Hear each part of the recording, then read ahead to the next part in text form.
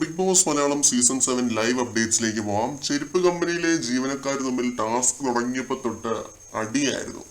Jishin versus Akbar, Shanavas versus Jishin. ഇവരെ control ചെയ്യാൻ നോക്കുന്ന നൂറയുടെ കർക്കശം വേറെ. സത്യം പറഞ്ഞാൽ നല്ല ബോറായിരുന്നു ഈ ഒരു ഒറ്റ ഫ്രെയിം തന്നെ ഇങ്ങനെ കണ്ടുകൊണ്ടിരിക്കാനായിട്ട്. എപ്പിസോഡിനകത്ത് എഡിറ്റഡ് ആയിട്ട് വരുമ്പോൾ കാണാൻ അടിപൊളിയായിരിക്കുമെന്ന് തോന്നി. ഇപ്പൊ കുറച്ചു മുമ്പ് ലൈവില് ആദിൽ അക്ബറിന്റെ അടുത്ത് പറയുന്നുണ്ട്, നേതാവ് ഒരു മൊണ്ണയാണ് നേതാവേ എന്ന്.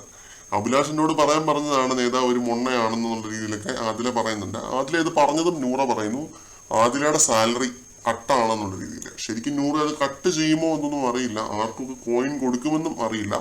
ഒരു കാര്യം ഉറപ്പാണ്, ജിഷിനും അഭിലാഷിനും അതേപോലെ തന്നെ അക്ബറിനും ബ്ലാക്ക് കോയിൻ കിട്ടാനായിട്ടുള്ള എല്ലാ ചാൻസസും കാണുന്നുണ്ട്.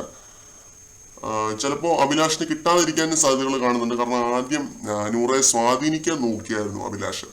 നൂറയുടെ ഇപ്പോഴത്തെ ഒരു മട്ടും മാവും കണ്ടിട്ട് ആദിലേക്കും കിട്ടുമെന്ന് തോന്നുന്നു ബ്ലാക്ക് കോയിൻ. കാരണം ഗെയിമിന്റെ കാര്യത്തിൽ അങ്ങനെ ഒരു കോംപ്രമൈസ് നൂറ ചെയ്യില്ല എന്നൊരു ഇൻറ്റ്യൂഷൻ എനിക്കുണ്ട്. നല്ല സ്മാർട്ട് പ്ലെയർ ആണ്, കണ്ടറിയാം.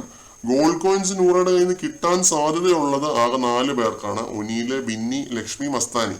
ചിലപ്പോൾ ഇവർക്ക് 4 പേർക്കും കിട്ടും, അല്ലെങ്കിൽ ഇവരിൽ സെലക്റ്റീവായി ഒരു 2 പേർക്ക് കൊടുക്കുമായിരിക്കും. എന്തായാലും ചെരുപ്പുകൾ ഇത്രത്തോളം ഒക്കെ ആയതായിട്ട് ലൈവില് കാണുന്നുണ്ട്. 9 എണ്ണമേ ഹൈറ്റ് ഉള്ളൂ എന്നാണ് നൂറ പറയുന്നത്. എന്ന് വെച്ചാൽ 18 പീസുകളായിരിക്കണം. നല്ല സ്ലോ ആയിട്ടാണ് പോയിക്കൊണ്ടിരിക്കുന്നത്. 50 പേർ സ്ലിപ്പേഴ്സ് ഉണ്ടാക്കണമെന്ന് പറയുമ്പോൾ പണിയാണ്. അപ്പോൾ കുത്തിയിരുന്ന് എല്ലാവരും അത് ഉണ്ടാക്കുന്നുണ്ട്. കൂടുതൽ ലൈവ് അപ്ഡേറ്റുകളുമായിട്ട് നമുക്ക് വീണ്ടും കാണാം.